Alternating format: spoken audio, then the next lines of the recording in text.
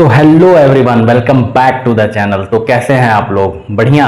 चलिए, तो आज हमारे एक व्यूअर हैं शुभम, उनका एक क्वेश्चन है। उन्होंने कमेंट किया, सर जर्नल एंट्री जो आप बता रहे हैं उसमें क्वेश्चन नंबर 11 लगवा दीजिए, उसमें थोड़ी प्रॉब्लम हो रही है, दिक्कत आ रही है। तो उन्हीं के डिमांड पे मैं आज ये क्वेश्चन आपको 11 लगवाऊंगा, ठीक है। और आपको भी अगर कोई प्रॉब्लम आ रही है किसी क्वेश्चन में तो कमेंट सेक्शन में आप लिख दीजिए, मैं उस पूरी की पूरी कोशिश करूंगा उस क्वेश्चन को सॉल्व करने का। आपको दिक्कत नहीं आनी चाहिए किसी भी क्वेश्चंस में, तो इसका मैं पूरी तरह से ध्यान रखूंगा और रखता भी हूं। तो आइए जर्नल एंट्री के कंटिन्यूअंस में क्वेश्चन नंबर 11 आज हम यहां पे देखेंगे, ठीक है। तो जर्नल एंट्रीज सॉल्यूशन नंबर है मेरा 11, ठीक। डीके गोयल की बुक से क्वेश्चन नंबर 11।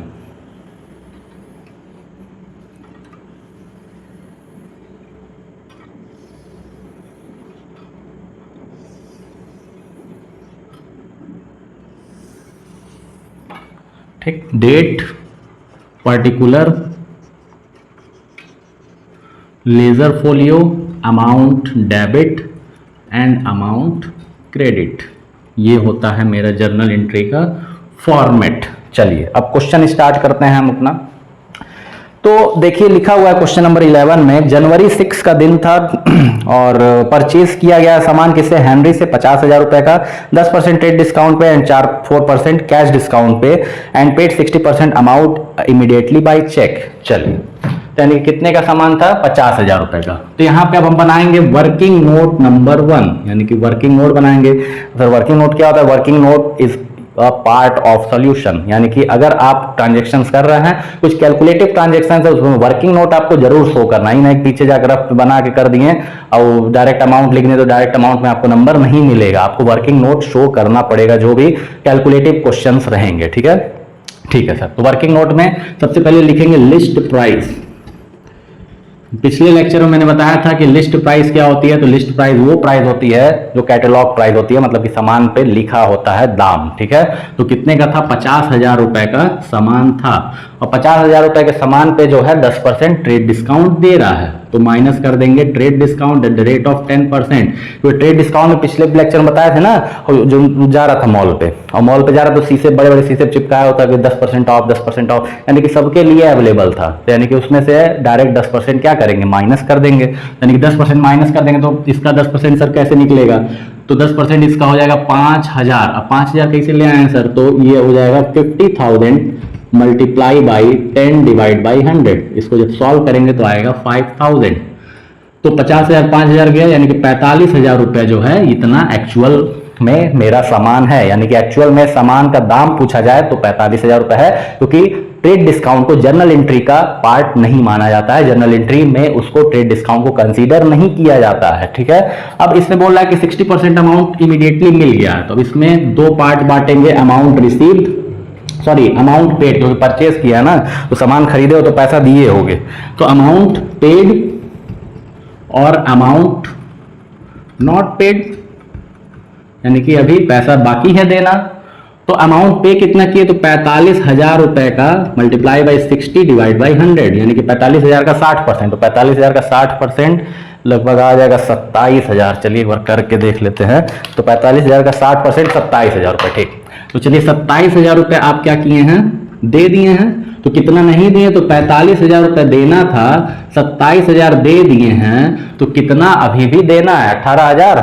देख लीजिए एक बार, यानी कि आपका 45,000 माइनस 27,000 यानी कि 18,000, ठीक। तेज हो गया है मेरा भी कैलकुलेशन, ठीक है। तो 18,000 रुपये अभी भी देना क्या है? बाकी है। तो पिछले वीडियो में बताया था ना आपको कि जैसे जब जाएंगे आप पेमेंट करेंगे तो at the time of payment, जैसे आप लेके गए भाई 27,000 रुपये रखो, तब तक बोला अरे तुम तो बहुत अच्छे बच्चे हो, ठीक है, मतलब तुम मेरे दोस्त हो, तो 4% हमको तुम मेरी तरफ से तुमको एक्स्ट्रा डिस्काउंट, यानी कि at the time of payment जो छूट मिलता है उसको हम लोग कैश डिस्काउंट बोलते हैं, ठीक है। तो आइए, तो इसमें माइनस कर देंगे, इसमें पेमेंट कितना हुआ? बस 27,000, तो कैश डिस्काउंट है एट द रेट ऑफ 4%, तो 4% बस मिलेगा। तो 4% कैसे निकालेंगे? तो 27,000 मल्टीप्लाई बाई 4 डिवाइड बाई 100, तो यानी कि 27,000 का 4% निकाल लेंगे तो आएगा 1,080 रुपये। तो 1,080 रुपये माइनस करिए तो आ जाएगा आपका 27,000 माइनस 1,080 रुपये 25,920 रुपये, यानी कि 25,920 रुपये जो है एक्चुअल में आप पे किए हैं। ठीक है, तो अब सर इसकी जर्नल एंट्री कैसे बना है भाई, कैलकुलेशन सीखे कि नहीं। Catalogue price, trade discount minus किए, एक्चुअल सामान का दाम पता चला, दो भाग में बांट दो, कितना रुपए दिए और कितना रुपए नहीं दिए, तो जो पैसा दिए हो परसेंट के हिसाब से निकाल लो और इसी पे बस कैश डिस्काउंट माइनस कर देना है। जो पैसा नहीं दिया उस पर कैसा डिस्काउंट मिलेगा, उस पर कुछ नहीं मिलेगा, कैश डिस्काउंट मिलेगा ही नहीं, क्योंकि cash discount at the time of payment मिलता है, जब पेमेंट हुआ नहीं करो कौन डिस्काउंट। ठीक है, तो कहने का मतलब इस पर नहीं मिलेगा। ठीक, तो अब इसकी जर्नल एंट्री बता दीजिए सर। चलिए देखिए क्या है जर्नल एंट्री। तो सामान खरीदे हैं, कब खरीदे हैं, 6 जनवरी को। तो 6 जनवरी वाले दिन जो है 6 जनवरी को परचेज अकाउंट हो जाएगा डेबिट। ठीक है, तो कितने रुपए परचेज डेबिट करेंगे, तो 45,000 रुपए से करेंगे, याद रखिएगा 45,000 रुपीज से डेबिट करेंगे, 50,000 मत कर दीजिएगा। क्यों, क्योंकि trade discount is not a part of journal entry. ठीक है, मतलब कि ट्रेड डिस्काउंट जो है आपके प्राइस का पार्ट नहीं होता है, तो उसको तुरंत हम लोग माइनस करके हटा देते हैं, क्योंकि वो पब्लिकली अवेलेबल है, सबको उतना रुपए छूट मिलेगा। तो 45,000 रुपए डेबिट हो गया, परचेस कितना रुपए पैसा गया, तो 25,920 रुपए अभी एक्चुअल में पेमेंट हम किए हैं। ठीक है, यानी कि मेरे पास से टू बैंक इसलिए लिख रहे हैं क्योंकि चेक के थ्रू पेमेंट किए हैं, तो चेक कितने काटे होंगे, 25,920 रुपए का। टू क्या हो जाएगा, डिस्काउंट रिसीव्ड होगा, क्योंकि भाई जा रहा था मेरे पास से 27,000, लेकिन 1,80,000 रुपए जेब में ही रह गया, नहीं गया, यानी कि पैसे का ना जाना भी पैसे का आना होता है, यानी कि इनडायरेक्टली वो मेरी इनकम बन जा रही है। तो इनकम बन जा रही है, तो 1,080 रुपए मेरी इनकम है, और नॉमिनल अकाउंट बोलता है इनकम है, तो क्या करो, क्रेडिट करो। ठीक है, तो यानी कि टू कर देंगे डिस्काउंट रिसीव्ड अकाउंट। ठीक है, कितने रुपए से, 1,080 रुपए से। और कितना रुपए उधार लगाए हो, अभी 18,000 उधार लगाए हो, तो किससे सामान खरीदे थे, हेनरी से, तो हेनरी से उधार लगाए हो, तो टू लिख दोगे हेनरी कितना रुपया, 18,000 रुपए। तो ये हमारा बन गया जर्नल एंट्री। तो लिखेंगे being goods purchased and partial amount was paid. ठीक है सर, तो ये हमारा पहला ट्रांजैक्शन कंप्लीट, ताली बजाओ। ठीक है, अब आइए अगला। तो 15 जनवरी के दिन आया, इसमें लिखा हुआ है bought good from Amit ₹2 lakh. Terms क्या था इसका, 5% कैश डिस्काउंट, 20% ट्रेड डिस्काउंट। अब देखिए इसमें कैश डिस्काउंट पहले लिया है, लिख दिया है, तो पहले में ना माइनस कर दीजिएगा। पहले क्वेश्चन में आपको खोजना है ट्रेड डिस्काउंट, और ट्रेड डिस्काउंट माइनस करने के बाद है जो पेमेंट वेमेंट करेंगे उस पर कैश डिस्काउंट माइनस होगा। ठीक, तो ये बातें याद रखिएगा, नहीं तो बात भूलेंगे तो नंबर भी भूल जाएंगे। ठीक है, तो ये चीज का ध्यान रखेंगे हम लोग। चलिए आगे बढ़ते हैं। तो 15 जनवरी को सामान खरीद रहा है, गुड्स परचेज फ्रॉम अमित, सामान खरीदे हैं किससे, अमित से। ठीक, तो इसमें वर्किंग नोट नंबर 2 बना लेंगे, यहाँ पे शो कर दीजिए किसका है, वर्किंग नोट नंबर 1 में इसका कैलकुलेशन शो किए हैं। इसमें लिख दीजिए लिस्ट प्राइस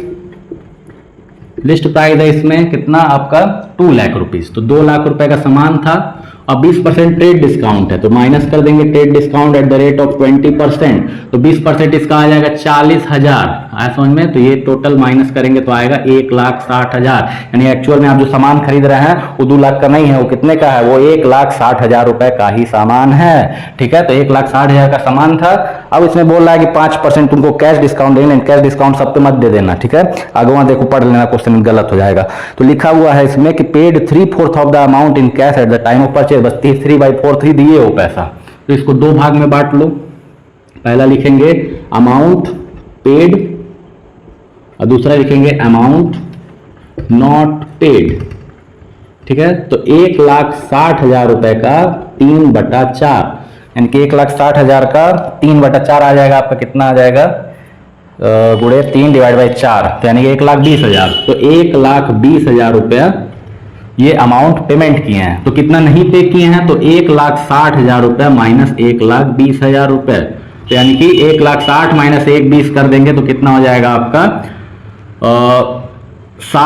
1,60,000 और 1,20,000, तो कितना हो जाएगा 1,60,000 माइनस 1,20,000 हो जाएगा आपका 40,000। तो 40,000 रुपए जो है अभी आप पेमेंट नहीं किए हैं, तो अभी बताए 5% किस पे मिलेगा, कौन वाले अमाउंट पे, तो बस आपको मिलेगा इस पे 1,20,000 वाले पे, तो माइनस कर दीजिए, minus cash discount at the rate of 5%, तो 1,20 का 5% हो जाएगा 6,000 रुपये। तो 6,000 रुपये लेस कर दीजिए इसमें से, तो 1,20 माइनस 6 कितना हो जाएगा आपका, तो 1,20 माइनस 6 हो जाएगा 1,14,000। तो यानी कि एक्चुअल में पेमेंट जो आप किए हैं 1,14,000 का किए हैं। अब आइए सर जर्नल एंट्री देखा जाए इसका। जर्नल एंट्री क्या हो जाएगा इसका, परचेज अकाउंट हो जाएगा डेबिट, तो purchase account debit to cash, क्योंकि कैश में पेमेंट किए हैं, तो कैश कितना गया है आपके पास से, तो कैश पेड यहां लिख लीजिए, कैश पेड इतना रुपए किए हैं, तो 1,14,000 रुपए जो है हमारा कैश पेमेंट हुआ है। कितना छूट मिल गया हमको, तो छूट मिल गया 6,000 रुपए। तो टू डिस्काउंट रिसीव्ड, तो टू डिस्काउंट रिसीव्ड कितना हुआ 6,000 रुपीज। और टू उधार कितना लगाए हो, तो उधार लगाए हो 40,000 रुपए का, 40,000 का ही लगाए हो ना, हाँ, तो 40,000 रुपए का जो उधार लगा है तो किससे सामान खरीदे थे, अमित से खरीदे थे। तो टू हो जाएगा अमित, ठीक है, कितने रुपए से, 40,000 रुपए से। अब इसको सब जोड़ेंगे तो आ जाएगा हमारा टोटल 1,60,000 रुपए का सामान हम खरीदे थे। तो यहाँ पे कौन सा दिन था ये था आपका 15 जनवरी, 15 जनवरी का दिन था। यहाँ पे लिख देंगे being goods purchased and partial amount was paid. ठीक, तो ये हो गया मेरा दूसरा ट्रांजेक्शन। अब बढ़ेंगे हम आगे तीसरे ट्रांजेक्शन पे, यहाँ लिख देंगे वर्किंग नोट नंबर 2 में इसका सॉल्यूशन दिया गया है। ठीक है, वर्किंग नोट शो करना बहुत जरूरी है ऐसे क्वेश्चंस में, नहीं तो सावधानी हटी दुर्घटना घटी। ठीक है, नंबर काट पीट के बराबर हो जाएगा। अगला देखिए 18 जनवरी को क्या बोल रहा है, सामान अब बेच रहा है, अभी तक खरीदे हो दूठों में, अब दूठों में बेचोगे। ठीक है, तो सामान खरीदे हो सिप्रा से कितने का, 50,000 रुपए का, 20% ट्रेड डिस्काउंट पे, 4% कैश डिस्काउंट पे। अब एक चीज और बढ़ा दिया है हमें, लिख रहा है कि the payment is made with in 7 days. अब कैश डिस्काउंट तो तब भी देगा जब 7 दिन के अंदर अंदर पैसा मिलेगा उसको, नहीं तो कैश डिस्काउंट भूल जाओ। ठीक है, तो 7 दिन के अंदर अगर पैसा दोगे तो ही कैश डिस्काउंट मिलेगा, नहीं तो कैश डिस्काउंट भूल जाओ। और 75% पेमेंट कर रहा है, मिल रहा है हमको कब, 23 जनवरी को। तो अब देखिए 18 जनवरी पहले आया, पहले कौन दिन आया, 18 जनवरी आया है। तो 18 जनवरी को वर्किंग नोट नंबर 3 बना लीजिए। तो वर्किंग नोट नंबर 3 में लिखेंगे लिस्ट प्राइस। तो लिस्ट प्राइस कितने का सामान था, तो सामान था 50,000 रुपए का, तो 50,000 का सामान था और माइनस ट्रेड डिस्काउंट था एट द रेट ऑफ 20%। तो 50,000 का 20% हुआ आपका 10,000, तो 10,000 रुपये माइनस कर देंगे तो हो गया आपका 40,000 रुपये। तो बस 40,000 रुपये से ट्रांजेक्शन रिकॉर्ड करेंगे इस दिन, क्यों, क्योंकि बस सामान बिका है, वो भी उधार, पैसा वैसा मिल रहा है 23 तारीख को। ठीक है, जो भी मिला हो पैसा, तो अब इसमें बस ट्रांजेक्शन रिकॉर्ड करेंगे। तो क्या करेंगे, उधार तो किससे खरीदे थे, शिप्रा से ना,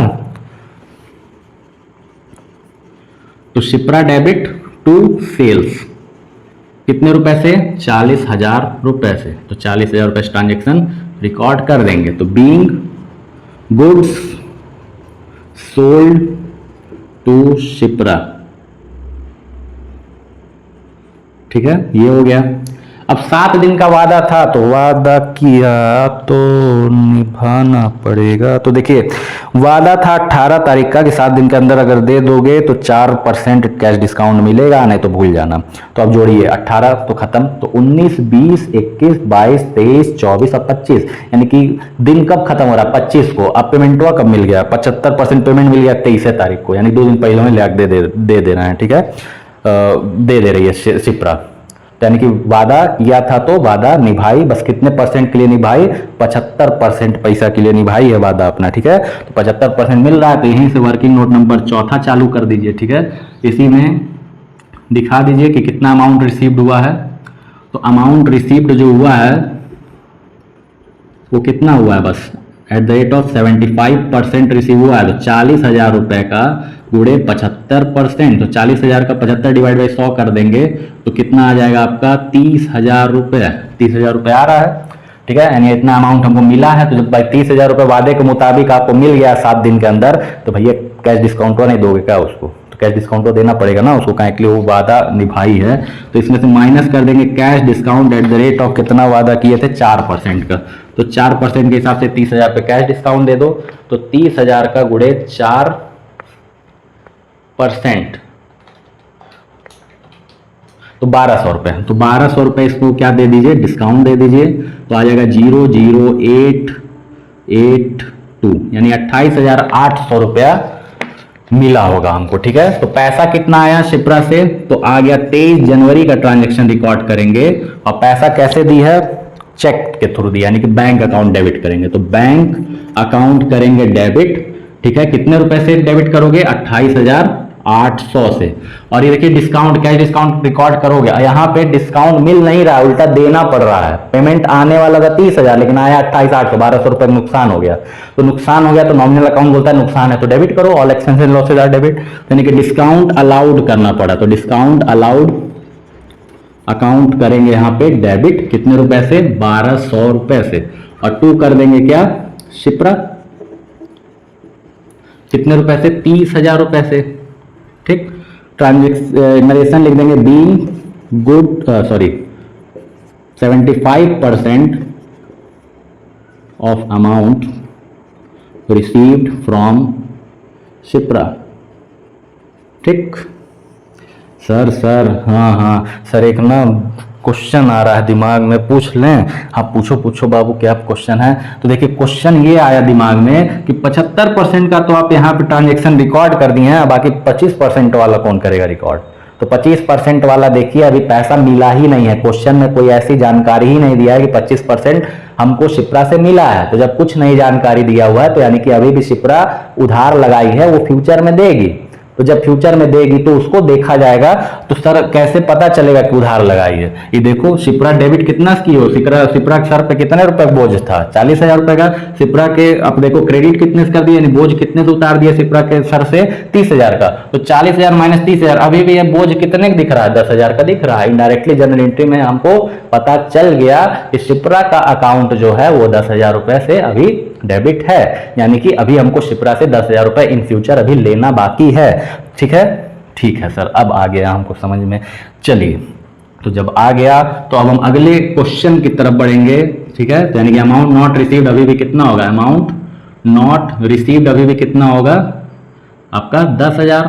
ठीक है, 10,000 कैसे पता चला, 40,000 माइनस 30,000। ठीक है, तो इसको रिकॉर्ड दोबारा ना करिए, गलत हो जाएगा क्वेश्चन में।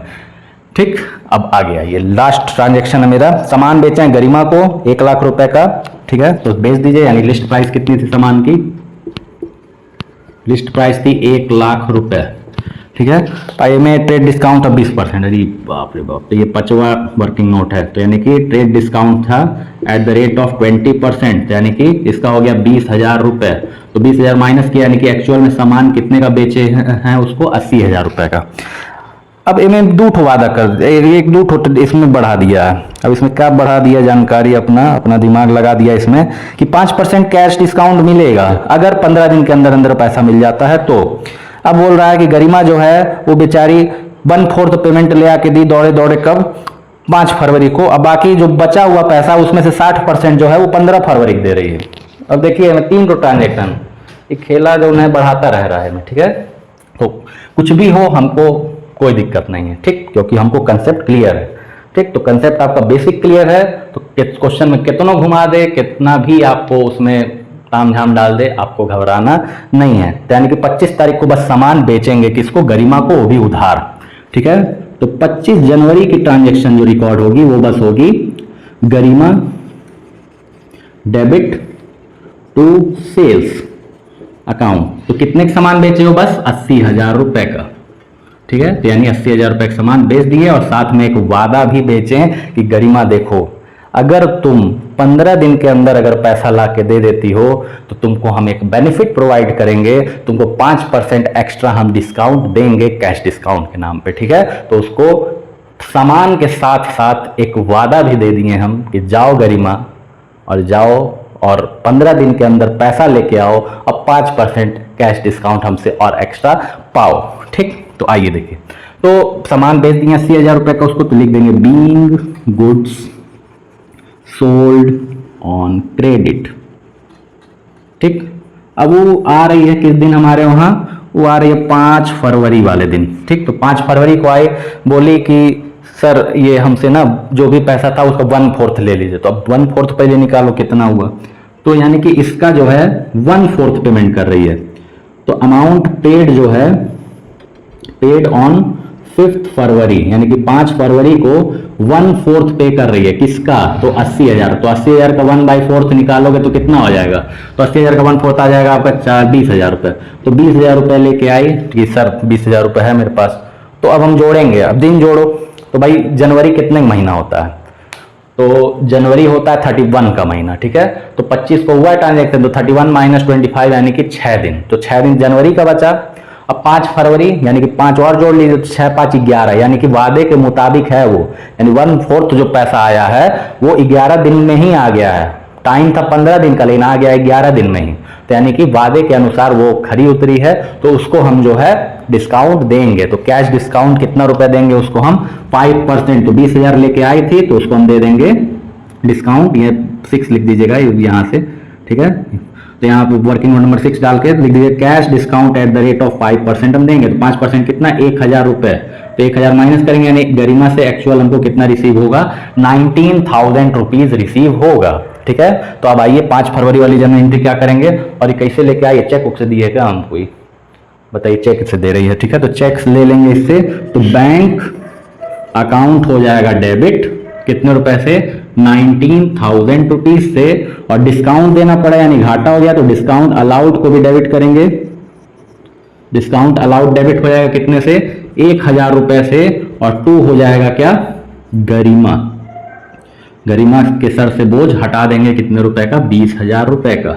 अब यहां पे लिख देंगे बीइंग 1/4 अमाउंट वॉज सेटल्ड, ठीक है, ये लिख दिए। अब आ जाइए लास्ट, मतलब कौन सा दिन आया? अब आ गया 15 फरवरी। तो 15 फरवरी को फिर ले आ रही है, जो भी पैसा बचा था उसका 60% दिया है ना, कितना दिया? हाँ, जो भी पैसा बचा हुआ था रिमेनिंग उसका 60% जो है ले आ रही है वो किस दिन? 15 फरवरी को। तो यहाँ देखिए 15 फरवरी को क्या हुआ? तो amount paid on 15th Feb। अब 15 फरवरी जोड़िए, क्या 15 दिन के अंदर आ रहा है? तो कैसे 15 दिन के अंदर आएगा भाई? 25 को सामान बेचे हो, अब 15 तारीख को ले आ रहे, तो 15 दिन तो वही हो गया। तो यानी कि 15 और 21 दिन हो जा रहा है। तो यानी कि वादे पे खरी नहीं उतरी है उस केस में। तो यानी कि जो बाद में 15 फरवरी को जो पेमेंट हो कर रही है, तो उस पर कैश डिस्काउंट उसको रिसीव नहीं होगा। तो यानी कि अब निकालना पड़ेगा हमको कितना?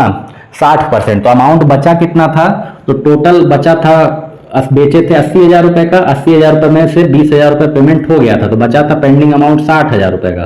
तो अब 60,000 रुपए में, ठीक है, 60%, तो 60,000 का 60% आप निकाल लेंगे, तो 60,000 का 60% मेरे ख्याल से आता है 36,000। लेकिन एक बार करके देख लीजिए, गलत नहीं होना चाहिए। तो 60,000 का 60% हाँ 36,000।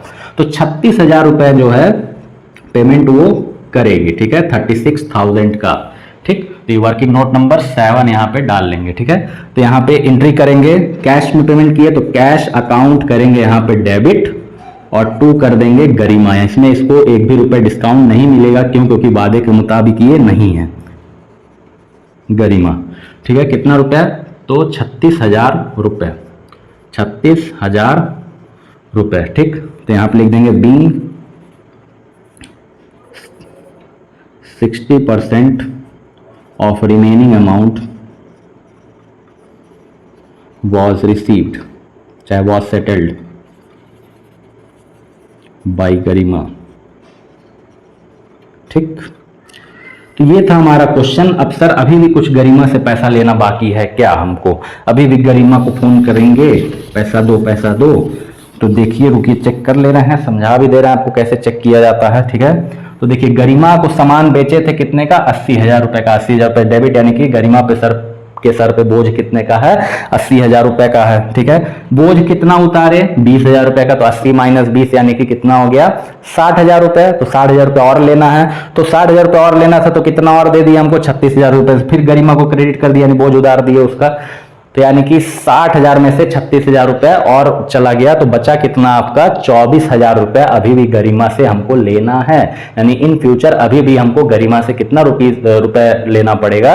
तो 24,000 रुपए अभी भी गरिमा हमको देगी, रिमेनिंग अमाउंट है, ठीक है। तो टोटल कर लीजिए इसका, तो 45,000, तो 45,000 plus 60,000 plus 40,000 plus 30,000 plus 20,000 plus 36,000, तो ये आ जाएगा आपका 3,31,000 कितना आ रहा है? 45,000 plus 1,60,000, 40,000 plus 30,000 plus 80,000 plus 20,000 plus 36,000, तो यार 4,11,000। ठीक है, तो 4,11,000 यहाँ पे मेरा आ जाएगा। तो ये टोटल, ठीक। तो ये था आपका सॉल्यूशन नंबर 11। ठीक है, तो होप सो आपको समझ में आया हो। ठीक है, तो और भी अगर कोई क्वेश्चंस में आपको प्रॉब्लम हो रही है तो कमेंट सेक्शन आपके लिए खुला हुआ है, आप कमेंट करिए कि कौन से क्वेश्चन में आपको प्रॉब्लम है। मैं पूरी कोशिश करूंगा उस क्वेश्चन पे वीडियो बनाने की और आपका प्रॉब्लम जल्द से जल्द दूर करने की। ठीक है, तो हंसते रहिए, मुस्कुराते रहिए और चैनल सब्सक्राइब करना ना भूलिए। चलिए, तो तब तक के लिए धन्यवाद, बाय।